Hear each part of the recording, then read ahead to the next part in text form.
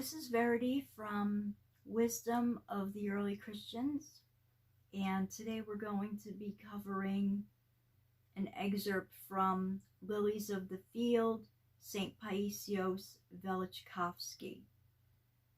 But before we get into that, I want to read this quote from St. John Climacus. Every satanic conflict in us comes from three things: either from negligence, from pride, or from the envy of the demons.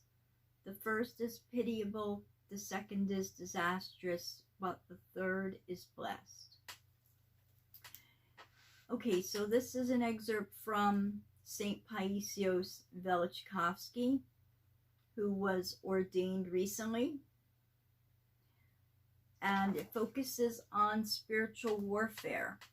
I tried doing a video of just me reading this with a still background, and no one was really interested, so I figured I would try reading this and let you see me. Here I am. I'm just an average 55-year-old woman just trying to get these teachings out there. I'm not a ministry or anything. I'm just a regular person.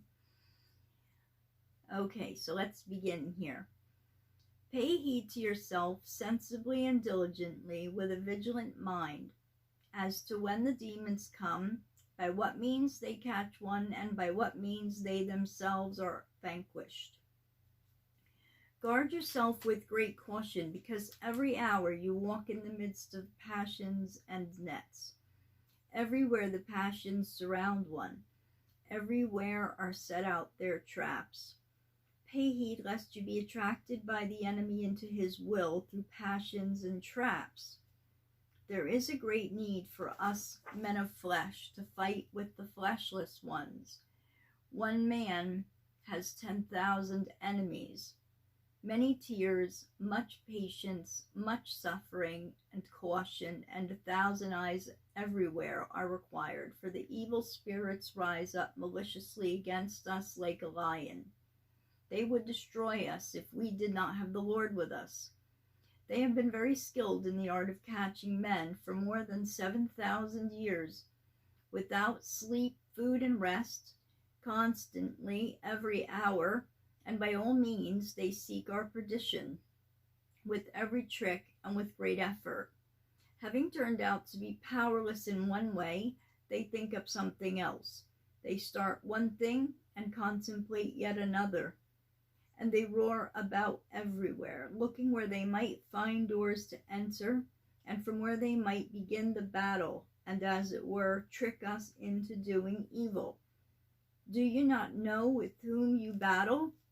How legions of invisible enemies surround you, and every one of them wages his own battle?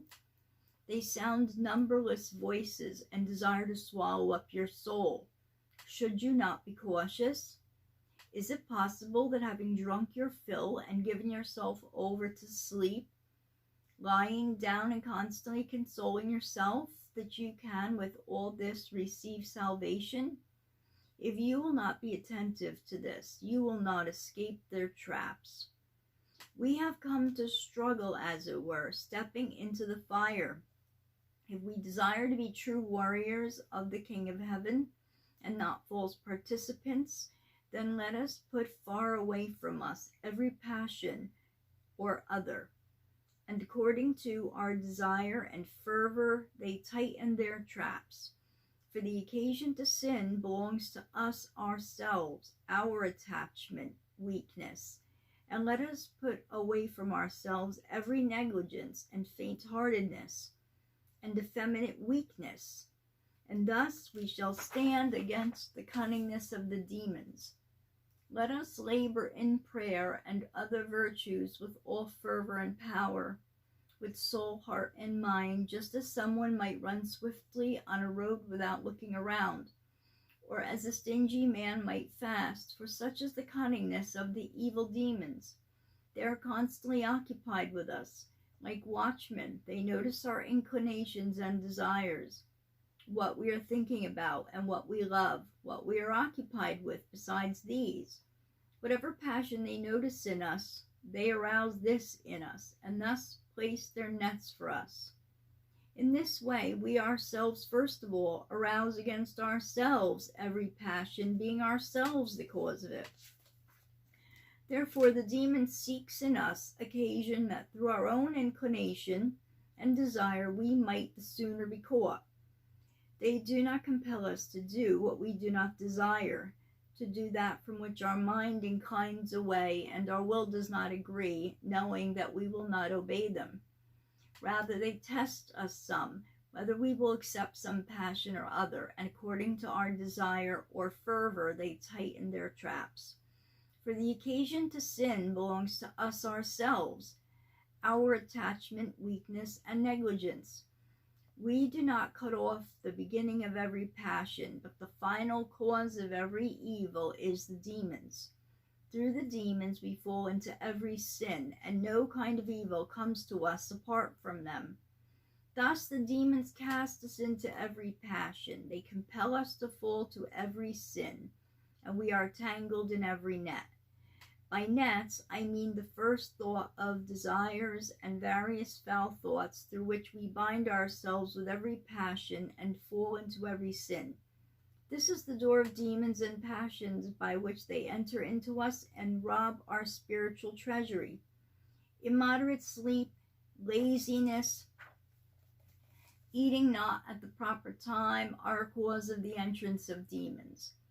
And having come, they first of all knock on the doors of the heart secretly like thieves. They introduce a thought and they notice whether there is a watchman or not. If it will be received, then they begin to cause passion and arouse us to it, and they steal our spiritual treasure. If they find a watchman at the doors of the heart who is accustomed to belittle and banish their suggestions, if one turns away in mind from the first mental impulse and has one's mind deaf and dumb to their barking and directed towards the depths of the heart, and so does not at all agree with them, then to such a one they cannot do any evil, since his mind is sober. Then they begin to scheme and place various nets to catch us in passion. For example, forgetfulness, anger, foolishness, self-love, pride, love of glory, love of pleasure, overeating, gluttony, fornication, unmercifulness, remembrance of wrongs, blasphemy, sorrow, brazenness, vainglory, much speaking, despondency, fearfulness, sleep, laziness, heaviness, fright, jealousy, envy, hatred, hypocrisy, deception, murmuring, unbelief, disobedience, covetousness, love of things, egotism, faint-heartedness, duplicity, bitterness, ambition, and laughter. It's quite a list. Then they arouse a great storm of thoughts of fornication and blasphemy, so that the ascetic might become frightened and despondent, or so that he might leave off his struggle and prayer. But if the enemies, after raising all this, cannot hold and take away from his struggle a firm soul and an unwavering soldier of Christ, who, like a passion-bearer, has placed his foundation on the rock of faith, so that the rivers of sorrows do not cause him to waver, then they try to rob him by some seeming good, considering it more convenient under the appearance of good to introduce something of their own, and in this way to deprive one of perfect virtue and struggle. Thus they try to compel us to make spiritual conversations for the sake of love, to teach men, or to sweeten the food a little for the sake of a friend or for the feast, for they know, the deceptive ones, that Adam fell for the love of sweet things. First, they begin to darken the purity of the mind and heedfulness to oneself, and by this path suddenly throw us into the pit of sexual sin or into some other passion. If even by this way they do not cause one to waver who is sober in mind, then they arm themselves with false visions and offend and disturb him with various afflictions. A most skilled warrior lets all this go by him and regards it as nothing, as if it has no relation to him, for he knows that all this is the device of the devil. If even this they do not conquer, then they battle by means of high-mindedness. They introduce the thought that the man is holy, saying to him secretly, "How many afflictions you have endured." The demons, like a clever hunter, when their first means turns out to be powerless, abandon it, go away, hide themselves, and pretend to be conquered. But beware, O man, take heed, do not be lax, for they will not depart from you until the grave. They will prepare a great siege, and look attentively by what means they can again begin to rise up against you, for they do not rest. When the warmth of fervor grows cold in a struggler, then they secretly, having prepared some net, come again and lay them out and try to catch him. In all the paths of virtue, the devils establish their nets and hindrances when we fulfill heedfully every deed for our salvation, and not one of pleasing men, or from some other idea. But if in virtue there is hidden some kind of impurity, pride, vainglory, and high-mindedness, then in such a matter the devils do not hinder us, but they'll even inspire us, so that we might labor without benefit. The demons strive for nothing as much as by every crafty means to steal time and make it idle. In everything that the demons do, they strive to dig 3 pits for us. First of all, they act against us and strive to hinder us, that there will be no good in all our acts of virtue. In the second place, they strive so that the good will not be for the sake of God. That is, having no opportunity to bring us away from good, they make efforts through vainglory to destroy all our labors. In the third place, they praise us, as if we turn out in everything to be God-pleasing. That is, being unable to confuse us by vainglory, they strive by high-mindedness to destroy our labors and deprive us of rewards. Every demonic battle against us is in 3 forms. First, the devils darken our mind, and a man becomes forgetful and dispersed in all his works. Then they introduce an idle thought, so that through it we might lose time. And finally, they bring various temptations and afflictions. Therefore, of us it is demanded that at all times we should be very sober of mind, for the enemy ceaselessly are making tricks and acting against us. If one struggles for many years, the enemy seeks a convenient time so as in a single hour to destroy all his labors. Not many men see the numberless traps, devices, and tricks of the demons. As a fleshless spirit, the demon does not require rest, and through a long life he has learned to catch men. Therefore, no one can escape the tricks, the ruinous nets, and pitfalls of them, except one who remains in bodily infirmity from constant struggle, and who lives in spiritual poverty, that is, with a contrite heart and humble thoughts. Such a one will conquer them. Most of all, the divine help cooperates with us.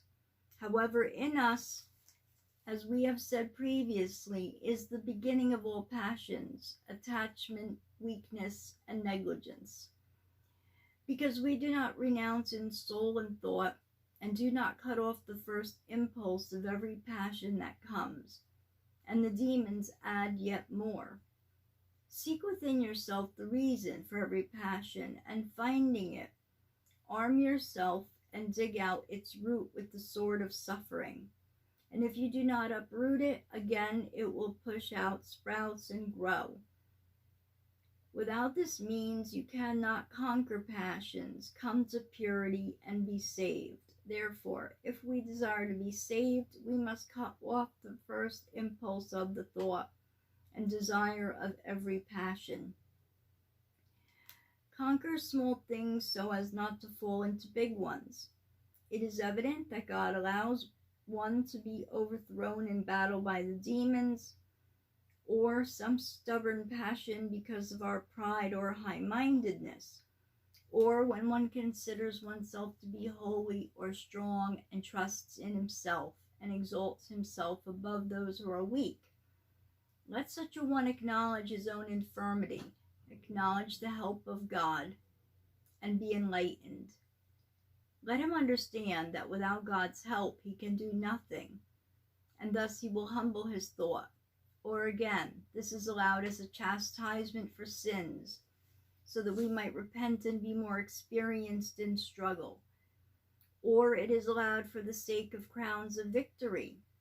However, in that in which you are conquered and from which you suffer before all other passions, you must arm yourself against it, and for this use all your fervor.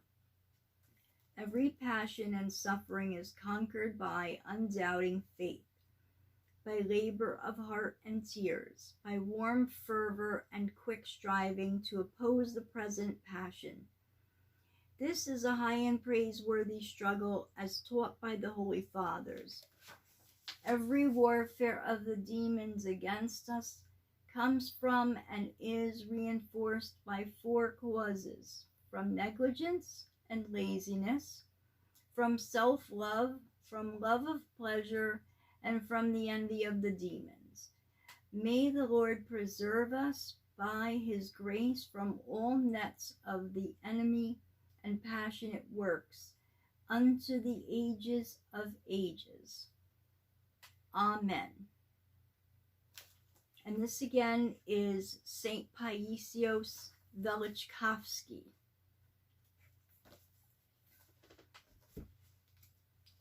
I hope you enjoyed that and got something out of it. And again, my channel is dedicated to trying to get these works out there for those people that aren't going to sit and read them or don't have the time. This way they can listen to it sort of as an audiobook. And I apologize if my reading isn't that great. I'm not a professional at this, but I'm doing the best I can. So thank you, and if you like this or got anything out of it, please send it to others, give it a thumbs up, and subscribe. I have a lot of short videos too that just have quotes from the saints, and those have background and music, and you won't have me talking, but they're way shorter. Okay, thank you.